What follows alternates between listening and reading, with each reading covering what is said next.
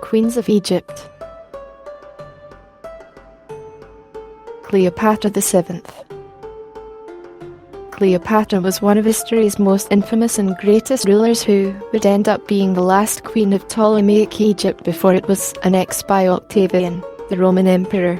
She married 3 times, but outlived all of her husbands. Her tyrannical rule and third husband's failed military campaigns caused her downfall, which ended up in her tragic death. The last Egyptian queen's life and death is often romanticized, but it was nowhere near a fairy tale. Cleopatra was born sometime in early 69 BC. She was the second of 6 children. Her father was Ptolemy XII. The identity of her mother is not certain, but it was most likely his wife, Cleopatra V. She received an excellent education from Philostratus, who taught her the Greek arts of oration and philosophy. Cleopatra likely spent her early education at the Moussaïn at Alexandria, which includes the renowned Library of Alexandria. During her childhood, she wrote about Greek medical works which perhaps were inspired by the physicians at her father's court. She also had access to records of her predecessor queens, including Sobekneferu, Hatshepsut, and Nefertiti.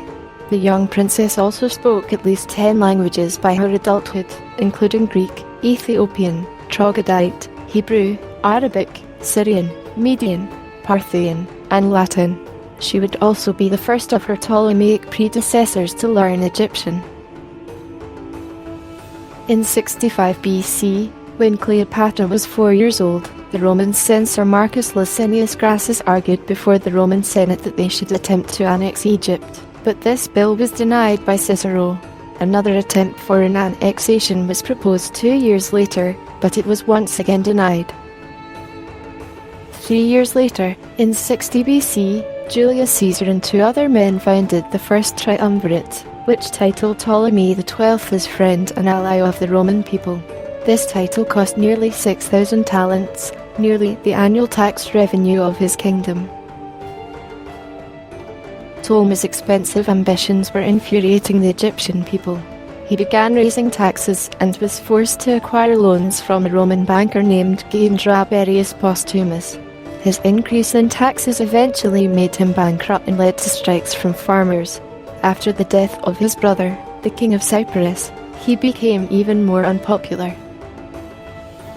11-year-old Cleopatra and her father were then exiled to Athens in 58 BC, and her sister, Bernice, was now Queen of Egypt. Bernice resented her father and was deposed 3 years later. She was then executed. Ptolemy XII was then restored to the throne and reigned around 4 more years after the deposition of his daughter Bernice, with Cleopatra being made his regent on May 31, 52 BC. He died a short while after and designated his 2 children, Cleopatra and Theos, as his heirs. His death was not notified to the Roman Senate until at least 3 months after his death in June or August of 51 BC. Cleopatra then ascended to the throne and was made queen of the Ptolemaic kingdom. Her kingdom included land in what is modern Egypt, Israel, Jordan, and Saudi Arabia. Her first official act as queen was to travel to Hermonthis, where she had a new sacred butchus bull installed for worship. Although Cleopatra intended to rule alone, she possibly married her brother, now Ptolemy XIII. No evidence exists that the siblings were actually married, but as he was technically her co-ruler, she had to share power. Cleopatra hated having a co-monarch, which was shown in a document from August of 51 BC, listing her as sole ruler. During the beginning of her reign, many issues broke out, including the annual flooding of the Nile, the illegal behavior of the Gabiniani, a force of Roman soldiers sent to Egypt by Aulus Gabinius during the deposition of her sister, and the restoration of her father to the throne, and as well as a massive debt to the Roman Empire, which was approximately 17.5 million drachmas. Cleopatra had an excellent sense of finances and was able to increase foreign trade wealth creation to around 12,000 talents a year, more than a great deal of her predecessors. In 50 BC, Marcus Calpurnius Bibulus sent his 2 oldest sons to Egypt in hopes to make negotiations with the Gabiniani, still in Egypt, to recruit them as soldiers to defend Syria, then a part of the Roman Empire, against the Parthians and the ongoing Roman-Parthian wars. When his two sons arrived, the Gabiniani, now alienated from the Roman Republic, tortured them and had them murdered. This infuriated Cleopatra, and in a shrewd act of resentment, she had the Gabiniani sent to Bibulus as prisoners, awaiting his judgment. Bibulus was furious with Cleopatra and had the prisoners sent back to Egypt and reprimanded her, stating that the Roman Senate should have handed the deposed to her. Soon afterwards, Bibulus was charged with preventing Caesar from landing a fleet in Greece. He died in 48 BC. Throughout this time, their brother Theos had been using his power as joint ruler against Cleopatra and had allied with many nobles, including his former tutors. In the spring of 48 BC, he attempted to depose Cleopatra, but failed miserably. At this time, he also began putting his name before Cleopatra's in government-related documents. During this time, she was still fighting her brother's forces to depose her, when another conflict arose. Gnaeus Pompeius, the son of the renowned Roman general Pompey the Great, came to Alexandria to seek military aid. He met both Cleopatra and Theos. This was probably the last time the two would ever issue an agreed decree. The two rulers sent military aid to Rome, which helped erase some of the kingdom's debt to the Republic. In a twist of events, Pompey, after being defeated by Caesar and fleeing to Greece with his army and supporters, no longer recognized the authority of Cleopatra, but rather her brother, as that of the king. This was the last straw. In the spring of 48 BC, Cleopatra and her sister, Arsinoe, travelled to Syria to gather forces to invade Egypt. When she and her sister finally entered Egypt, possibly around the time of Caesar's arrival, Theos had forces sent to ensure his sister would not be able to succeed. This left her forces with one option: make camp near Pelusium. On August 9th, 48 BC, Caesar defeated Pompey at the Battle of Pharsalus, leading to the destruction of most of his army. Caesar then decided to land in Egypt to replenish his forces. Theos' advisors feared the idea of Caesar landing in Egypt, and instead focused their loyalty to Pompey. Cleopatra, however, found good use of this opportunity. She sent diplomats to meet Caesar, which very much impressed him. Just over a month later, Theos' advisor, Theodotus, plotted to have Pompey assassinated. He sent a letter to Pompey inviting him to Pelusium, where he was stabbed to death.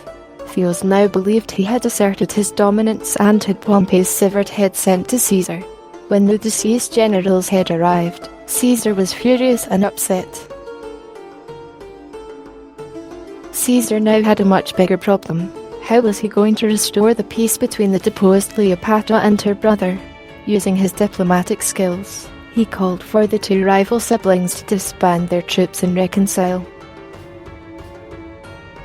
After an angry response from Theos' regent, Pothinos, he travelled to Alexandria where he met Cleopatra for himself.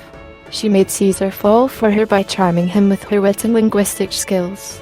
This may have also been when Caesar had gotten Cleopatra pregnant. When Theos learned that the two were inside Alexandria conversing, he began rioting the citizens of the city outside the palace. In a twist of events, Caesar had Theos arrested and called the enraged crowd using his oratorical skills. Both siblings were brought to the assembly of Alexandria for a reading of their father's will and also to divide power evenly among all four surviving siblings. An agreement was made by having Theos and Cleopatra rule Egypt and its Middle Eastern lands, and Arsinoe and her brother, Ptolemy XIV, made co-rulers of Cyprus. Pothinos thought this division of power was unfair and favoured Cleopatra instead of Theos. Knowing that he had an army of over 20,000 men, he planned for a simple defeat of Caesar. Pothinos then had forces led to Alexandria by Achilles, which led to both Cleopatra and Caesar being trapped inside the palace going into the following year. The battle was known as the Siege of Alexandria and led to the burning of Caesar's ships. Cleopatra's once loyal sister, Arsinoe, had her tutor kill Achilles and replaced him. All seemed doomed for both Cleopatra and Caesar when seawater was pumped into the palace. To hopefully combat this, he ordered the construction of fresh wells. In a sense of a miracle, Caesar's reinforcements arrived sometime in early 47 BC. The dictator easily defeated Theos at the Battle of the Nile, where he mysteriously died, possibly from drowning. 4 years later, Pothinos was executed. Cleopatra then made her younger brother, Ptolemy XIV, her co-ruler, although she was the real power behind the throne and the undisputed queen. Although Caesar's term as dictator had technically ended the year prior, his loyal officer, Marc Antony, had been able to ensure his re-election. Before Caesar returned to Rome to handle urgent political matters, the two allegedly took a cruise off the Nile and a sightseeing journey throughout Egypt, including visiting the now-lost tomb of Alexander the Great. 2 months after Caesar's departure, on June 23, 47 BC, Cleopatra gave birth to her first child, a boy, named Caesarion in honor of his father. This child was now not only the heir to the Ptolemaic throne, but the Roman throne too. Caesar, embarrassed of his childless marriage to Calpurnia, may have denied the paternity of his son, although knowing he was in fact the father, whereas Cleopatra embraced the paternity of her child. Throughout the next several years, Cleopatra made frequent trips between Rome and Egypt. Like her father, she was titled Friend and Ally of the Roman Empire, alongside her brother. Tragically, her former lover, Caesar, was assassinated on March 15, 44 BC while she was in Rome. She hoped that their son would be named his heir, but as he thought that the Romans would depose a Ptolemaic dictator, he named his grandnephew, Octavian, his heir. She continued building the Caesareum in honor of her former lover. A few months later, Cleopatra, growing tired of sharing power once again, poisoned her younger brother and made her infant son her co-ruler. In 43 BC, Octavian, Marc Antony, and Lepidus formed the Second Triumvirate. All three men were elected to bring Caesar's assassins to justice. Cleopatra received a letter from Gaius Cassius Longinus, one of Caesar's assassins.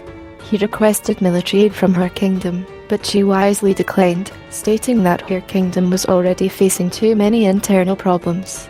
At the same time, she sent forces to Dolabella, but they were captured by his army in Palestine. The governor of her land in Cyprus, Serapion, betrayed her and sent aid to Longinus. Cleopatra personally sailed across the Mediterranean Sea to aid Antony and Octavian, but she came too late, as a storm on the Mediterranean had slowed her fleet. Antony finally defeated both Longinus and Marcus Brutus the Younger. The two men committed suicide later that year. By the end of 42 BC, Octavian had gained control of the western half of the Roman Republic and Antony the east. Antony moved his headquarters from Athens to Tarsus by the summer of 41 BC. He wrote to Cleopatra asking if she would come to Tarsus, but she initially declined until he sent an envoy, which convinced her. Cleopatra sailed to Tarsus in her Thelymachos, inviting Antony and his officers for 2 nights of lavish luxury aboard her ship. Antony tried to return the favour with a banquet on the 3rd night, but it was nowhere as grand as her lavish boat. Although Cleopatra had been married against her will twice before, she only had one child from an unmarried relationship. She was keen to wed Antony, as he was one of the most powerful Roman nobles after Caesar's assassination. That same year, at Cleopatra's request, Antony had her sister, Arsinoe, executed on the steps of a temple. This was a gross violation of the temple's sanctuary and it scandalized Rome. By the spring of 40 BC, Antony had to suddenly end his vacation with Cleopatra in Egypt. Syria was in an uprising after his governor, Lucius Decidius Saxa, was assassinated and his army seized by Quintus Labienus. She gave him 200 warships in exchange for her newly acquired territories.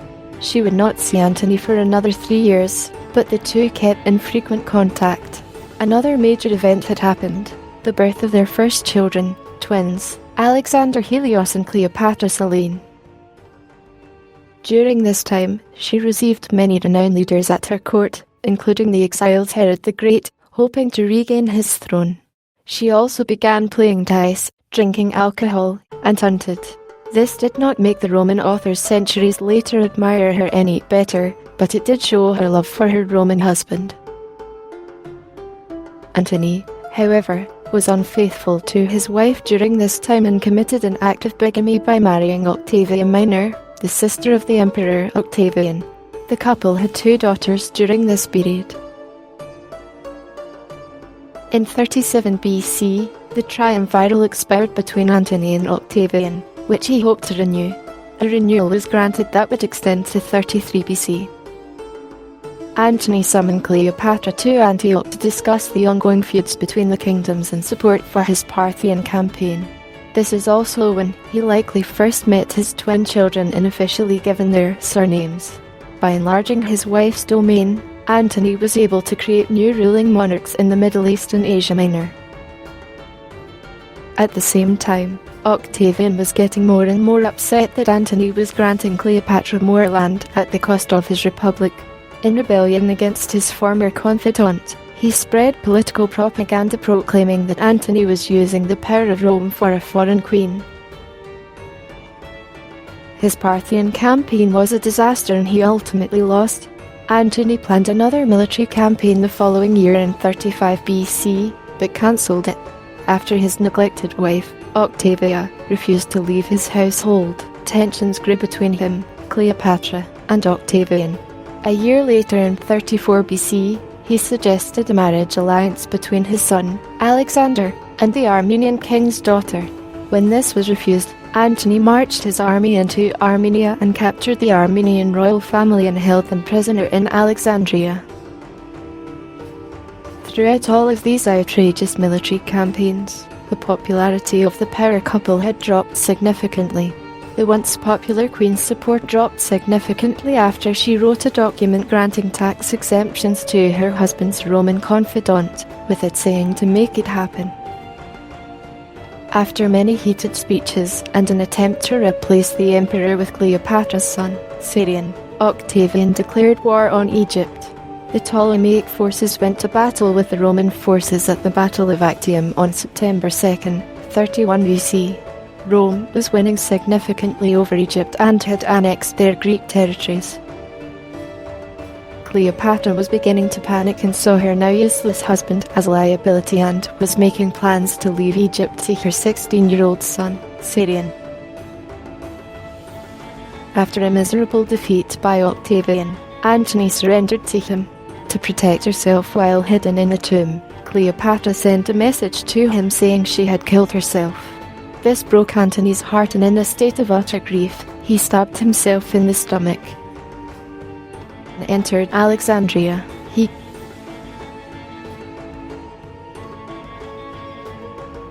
As Octavian entered Alexandria, he gave a thrilling speech and met with Cleopatra. She now knew that her fate was sealed and was informed by a spy that she was to be taken to Rome alongside her children. Instead of living the rest of her life in such utter defeat, she chose to end it. Cleopatra committed suicide on either August 10th or 12th, 30 BC. Legend has it that she bit herself with a snake, but this has been deemed unlikely by modern historians, but more likely, a poison needle that she poked herself with. After her death, Octavian was embarrassed by the situation and reluctantly had her buried with Antony. The tomb has never been found to this day. Her son and heir, Caeser, was executed the same month as his mother, for Octavian feared that his existence was a threat to his reign. He then annexed the rest of the Ptolemaic kingdom. Cleopatra had fought her whole life to secure her throne and had initially been a successful ruler, but her husband's political ambitions and her absolutism caused her downfall. Thank you for watching this video. Please like, subscribe, and share this video, as well as join the Discord server to support my channel.